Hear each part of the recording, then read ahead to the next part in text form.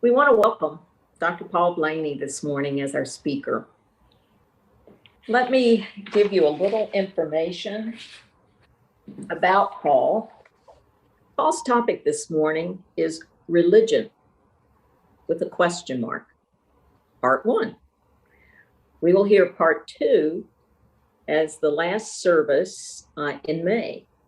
So this is part 1. And I asked Paul to write a brief bio.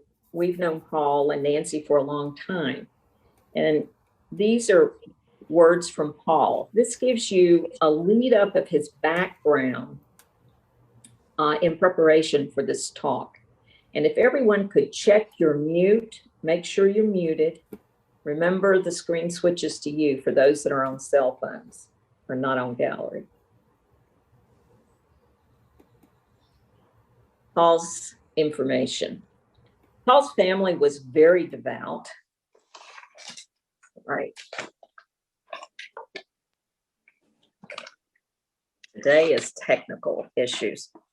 Paul's family was very devout in an evangelical Protestant sort of way. His father grew up in the Reformed Baptist Church of Canada, and his mother was a birthright Quaker, a member of the Ohio yearly meeting of the Society of Friends. Once married, they became members of the Church of the Nazarene, in which his father was a pastor. From the time that Paul was very young, his father was a professor of biblical studies at Eastern Nazarene College, but he often preached at churches of various denominations. So Paul had a variety of church experiences as he grew up. While in college, Paul was organist at Episcopal and Presbyterian churches. And while in graduate school, he was an organist at a covenant church. Paul and Nancy lived in Austin, Texas for 6 years, during which Paul was a member of the choir of the downtown Episcopal church there. Upon moving to the Miami area, Nancy and Paul spent a number of years, as Paul says, being lazy on Sunday mornings. I think that's UU Seeds there, but eventually joined the Coral Gables Congregational Church. Nancy and Paul moved here to Southwest Virginia in 2000, and after another period, as Paul says, of lazy Sundays, they joined the UUCH in 2005. They've been members ever since.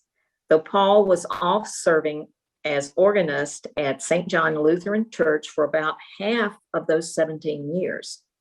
Over the decades, he has also served as substitute organist for masses at various Catholic churches, also for Friday evening services at a Jewish temple in Florida.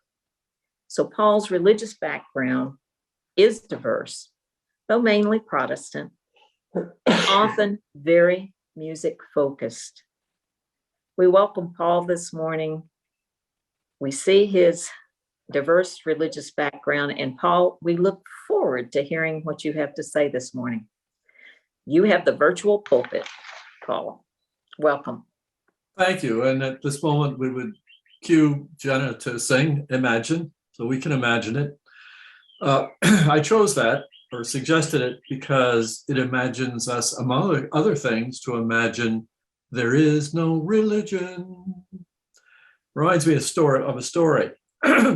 Nearly 40 years ago, when Nancy and I were visiting the Congregational Church in Florida, which we later joined, the soloist sang that very song in service.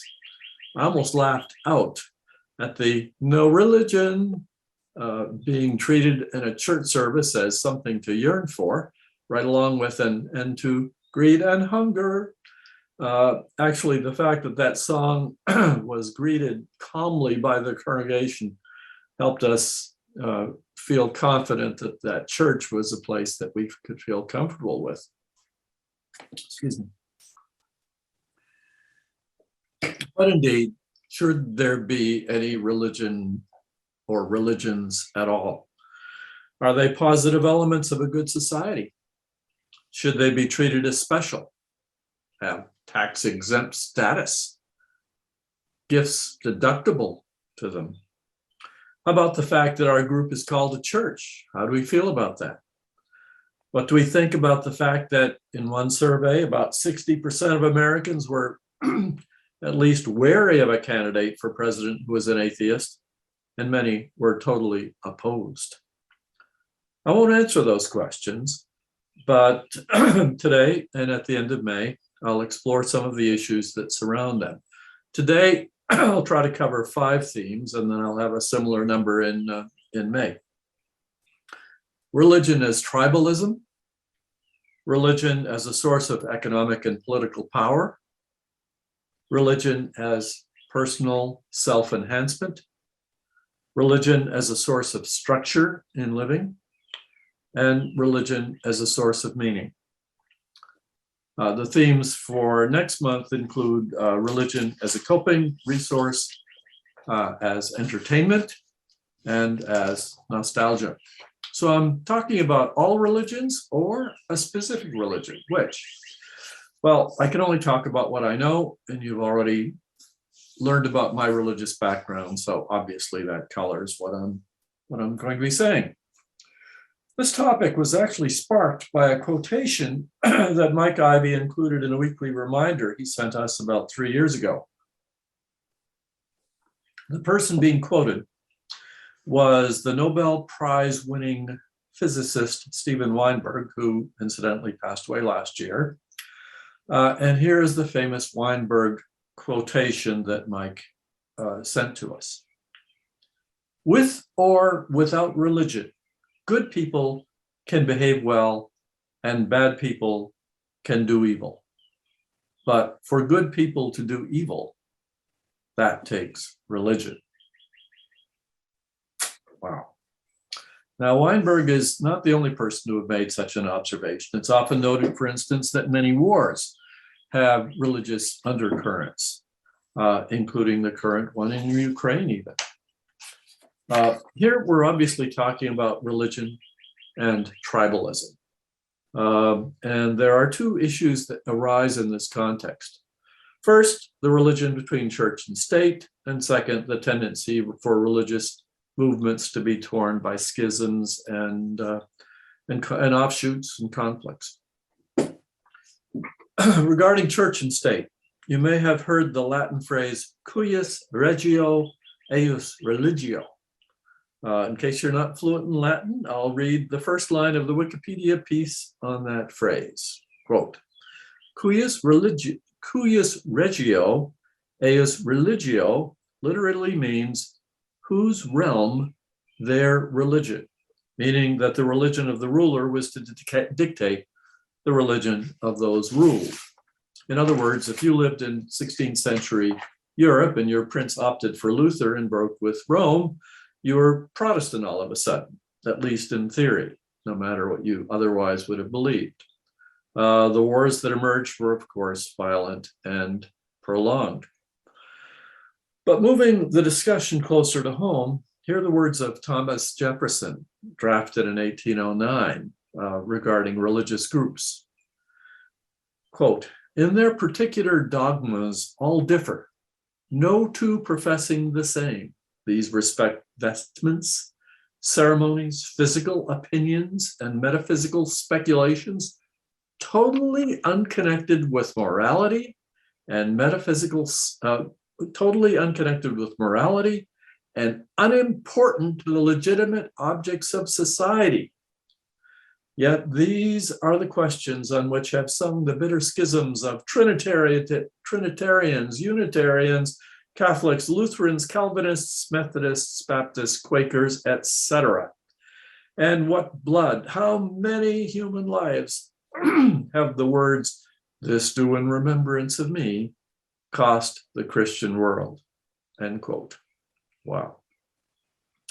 Note that he was describing conflicts within Christianity and that Jefferson is clear about what he views as most important, namely, to use his words, morality and the legitimate objects of society, which I guess we would probably call today the needs and goals of a civilization or something like that. You'll probably recall that for a couple of days in February, the media focused on the revelation that a certain Father Andres Arango had baptized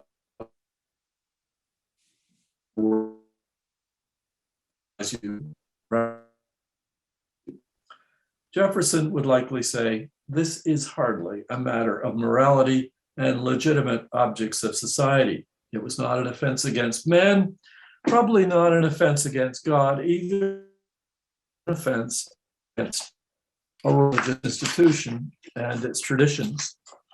At least nobody got shot as a result of that one, so far as I know. What about Protestantism?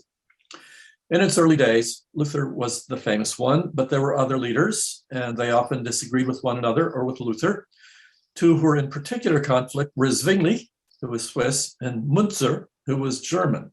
Their conflict was, among other things, over baptism. As you can discern from this wonderful poem by Phyllis McGinley entitled How to Start a War. Sorry. Said Zwingli to Munzer, I have to be blunt, sir. I don't like your version of total immersion. And since God is on my side and I'm on the dry side, you'd better swing over to me and Jehovah. Cried Munzer, it's schism, is infant baptism. Since I've had a sign, sir, that God's will is mine, sir, let all men agree with Jehovah and me, or go to hell singly, said Munzer to Zwingli, as each drew his sword on the side of the Lord. The phrase on the side of the Lord may bring to mind one of Bob Dylan's best songs from the early 60s, entitled With God on Our Side. It's a powerful anti-war song. It's easy to stream on YouTube. So after service, if you want to stream, go for John Lennon and Imagine and Bob Dylan and With God on Our Side. But we can't talk about religion and war without quoting from Abraham Lincoln's second inaugural address regarding Union and Confederacy. And I quote, both read the same Bible and pray to the same God, and each invokes his aid against the other. It may seem strange that any men should dare to ask a just God's assistance in wringing their bread from the sweat of other men's faces. But let us judge not, that we be not judged. The prayers of both could not be answered. That of neither has been answered fully. So we're talking about religion and tribalism here. Before we move on, keep in mind that tribes, religious or otherwise, are not necessarily bad things. Tribes can be like extended families, providing a sense of belonging, community, mutual support. Same for churches, but not always. People don't come to church to have their feelings hurt, for sure, but it has been known to happen that people's feelings have been hurt within the church community. In fact, even the little tribes we call families can themselves be pretty anguished, brother against brother and all the rest. They can break apart, which of course relates to the commonness of religious schisms. But another set of problems is evident when tribes are exclusionary and adversarial. When two religiously defined tribes are fighting for resources, they focus on their differences. The notion of godly us versus heretical them can intensify the conflicts and amplify the self-righteousness. The quirky role of religion in tribal conflict is also seen in cases where people claim that their conflict is religious, even though they themselves clearly care very little about religion. This has been seen in the Catholic-Protestant conflict in Northern Ireland, especially among the Protestants, many of whom were much more into dissing the Catholics than they were about actually going to church or anything like that. Similarly, it appears that a substantial fraction of Americans who now count themselves as religious right evangelicals have no ongoing involvement with any church at all. It's merely a tribal identifier, a cheap way to indulge in self-righteousness. Even when religious affiliation does not spawn conflict, it can still draw a line that marks us from them, insiders versus outsiders, as Chris Bircher pointed out last week. Traditionally, in Protestant America, what denomination you belong to has often been a sign of wealth and status, Episcopalian being at the top, Independent Bible Church being much farther down. And it's often been said that Sunday morning is the most racially segregated time of the week in the United States. These are complicated matters, though, as the official stance of churches is usually, we are open to all. And no doubt, it's often, not always, but often heartfelt. I suspect there are Black people who would avoid going to white churches out of fear that they will be surrounded by an unruly crowd of white people yelling at them, welcome, welcome, welcome, we're so glad to see you. Choir practice is on Wednesday night at 7, come join us, and all of the rest. Welcome. On the other hand, conversion to, on the other hand, Catholicism has sort of not had this kind of what we might refer to as economic divide that Protestantism has. It's done a better job in these matters. Any Catholic in good standing is entitled to attend Mass at any Catholic church, with very few exceptions. In a town like Abingdon, there's just one Catholic church, and it's understood that it will serve the religious needs of both rich and poor, Mexican, Irish, what have you. On the other hand, conversion of the natives to Christianity, Catholic Christianity, was the rationale used by the conquistadors for their encroachment on the Americas 500 years ago. And if you've seen the movie Spotlight about the pedophile priest scandal in Boston, you know of a more recent instance of the Catholic Church's abuse of economic and political power. The bottom line is that churches are institutions, and institutions take on lives of their own. Regardless of the reasons for which they were created, institutions tend to be self-perpetuating. They try to keep and gain power. And often they bestow privileges, benefits, powers upon their own leaders. And so those leaders are motivated to perpetuate not only the institution, but also their own status and power within it. It's only human. A decade ago, there was a best-selling book entitled Zealot, The Life and Times of Jesus of Nazareth. Perhaps you read it. My takeaway was that Jesus was actually pretty anti-religion in the sense that he was critical of people who flaunted their special religious garb. He scorned the religious muckety-mucks of the day, the scribes and Pharisees, and so on. Many versions of Christianity today deserve to be criticized to a greater or lesser degree on the very grounds on which Jesus scorned the organized religion into which he was born. So far, I've been musing about the first of my 5 themes, the first 2 of my 5 themes, namely religion as tribe and religion as power. Time to move on. Next is religion as a force of a form of self-enhancement, a vehicle for putting oneself out front, for patting oneself on the back. For starters, being a churchgoer can be a way of asserting your respectability in our culture. But the self-enhancement can also operate on the level of beliefs. You decide what you believe, usually in alignment with some religious institution. Then you praise yourself for having those beliefs. You praise your own beliefs and your involvement with them. You agree with God and God agrees with you, right? Isn't that wonderful? Well, whenever anyone's rhetoric smacks of that kind of thinking, I feel like saying to them, what a happy that you and God just happen to see things in exactly the same way. But are you sure that you're not creating God in your own image? Politics gets involved when the beliefs start to pertain to, say, land claims, territory. Now, let's consider the history, the modern history of Israel.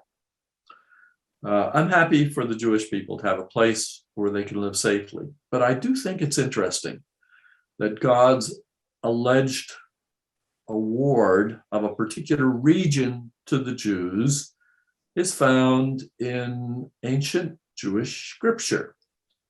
It would be more impressive if the Jewish holy books had some information about what land was to be awarded to the Navajos, or if the award of the religion we now call Israel had been promised to God in the Bhagavad Gita or wherever. The confluence of what some Jews want and what those Jews insist that God wants is, to say the least, just a bit suspect. At a much broader level, this relates to what Jim Warden said when he spoke to us earlier this month, and I quote, "We," meaning Western man, "we awarded ourselves a license to conquer the earth," end quote. But of course, Western men corralled religion in the process. Listen to the words of Genesis 1:26. And God said, notice this is God speaking here, "Let us make man in our image, after our likeness, and let them have dominion over the fish of the sea, and over the fowl of the air, and over the cattle, and over all the earth, and over every creeping thing." Does that strike you as a bit self-serving of Homo sapiens on this Earth Day weekend? This kind of attitude reaches warp speed when a believer prays for something improbable to happen, then it comes true. At that point, the person can be counted upon to be thankful, which is fine, but also sometimes to claim that it was an answer to prayer, even a miracle, that their prayers had convinced God to interfere with the natural order of things. Does that strike you as just a bit arrogant, claiming to know exactly what God is intending, exactly what God is thinking, exactly what rules God is deciding to break? The person may even think that they should be admired. Admire me for crediting God for the outcome, how devout I am in thanking God or crediting God for this outcome.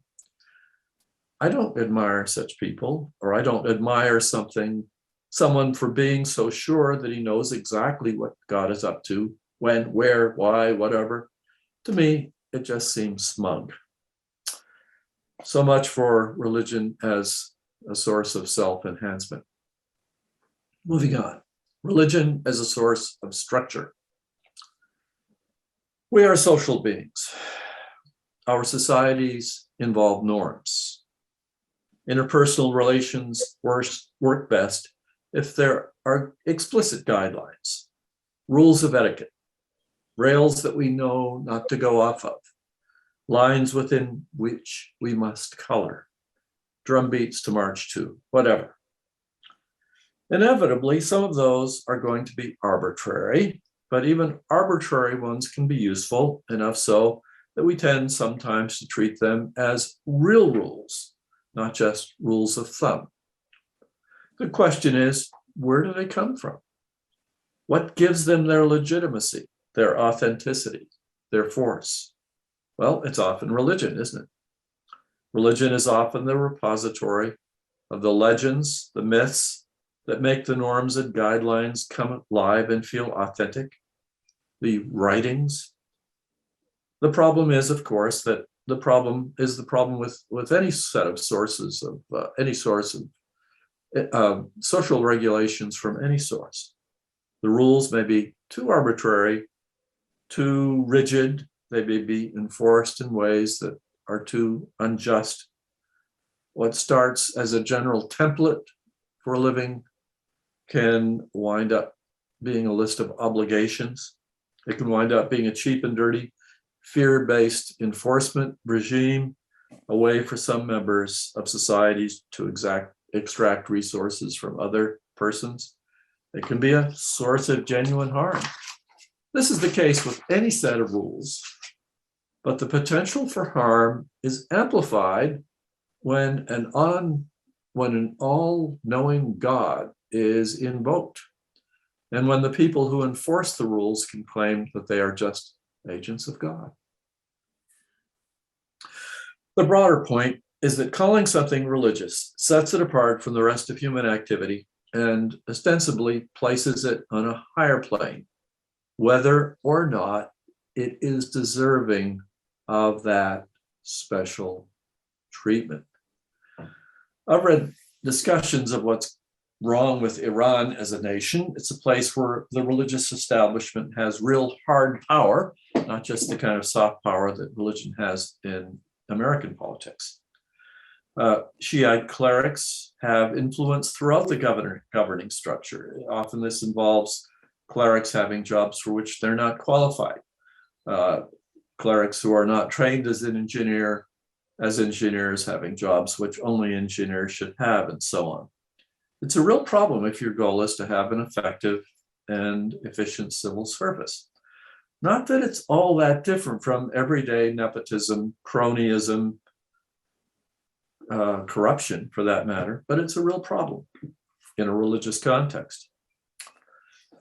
So moving on, last for today, we turn to religion as a source of meaning and purpose. I start with the joke that you've all likely heard. What do you get when you combine a Jehovah's Witness with a Unitarian? Someone who goes around knocking on doors for no apparent reason. So what about reasons? What about purposes? What about meanings? Let's start with the poem by Kurt Vonnegut. Tiger got to hunt, bird got to fly, man got to sit and wonder why? Tiger got to sleep, bird got to land, man got to tell himself he understand.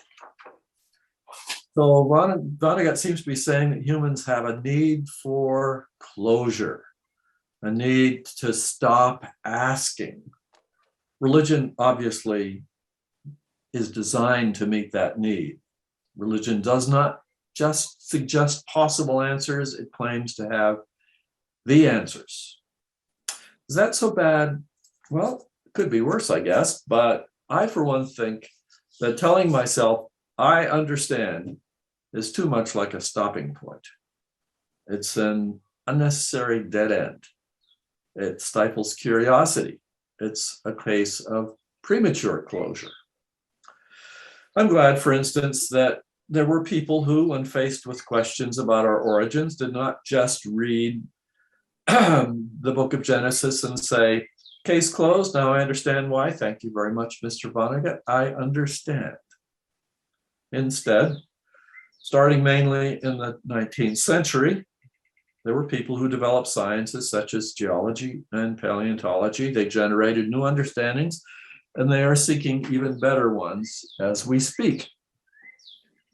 And they are committed to the notion that their current understandings are provisional, subject to revision on the basis of new findings, new data. Put that in your pipe and smoke it, Kurt Vonnegut.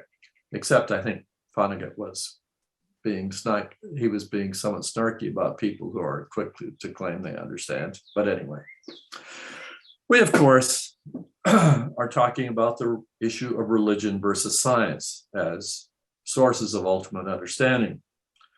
I'll admit that there are some questions that science may never answer and for which religion does offer answers. Still, my bottom line is that when given a choice, I'll always favor natural over supernatural explanations, and I'll always favor the most recent finding of science over what is suggested in ancient manuscripts, religious or otherwise. This business, what we rely on for our understanding of things is, in my view, a clue to a lot of the cross currents in our society's response to a person like. Some people, including some religious leaders, see someone like him as a threat to their own standing as sources of wisdom. Over the last 2 years, the more often Fauci has been right in his assessments, the more fiercely some on the religious right have vilified him. He's their competition. It's as simple as that. Well, obviously, at this point, I've drifted back to one of the entries earlier in my list, namely religion as a vehicle that some people use to maintain power and control. And what happens when this power comes into conflict with the fundamental irrationality of many religious claims.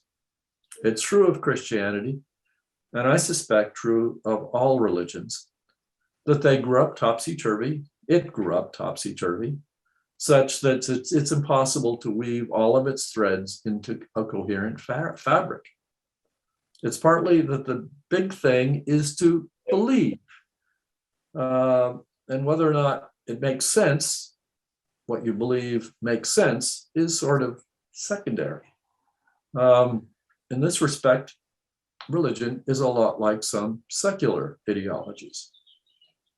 Part of the problem with religion, however, is that so many religious beliefs about the world were developed and became solidified in the pre-scientific era, when what we now view as magical thinking was rampant, an era in which the boundaries between religion and superstition were very porous. In some ways, it seems like the big question is it possible to be both religious and modern? So I leave you with that big question today. Is it possible to be both religious and modern? And we'll pick up on some of these themes in a moment. Thank you.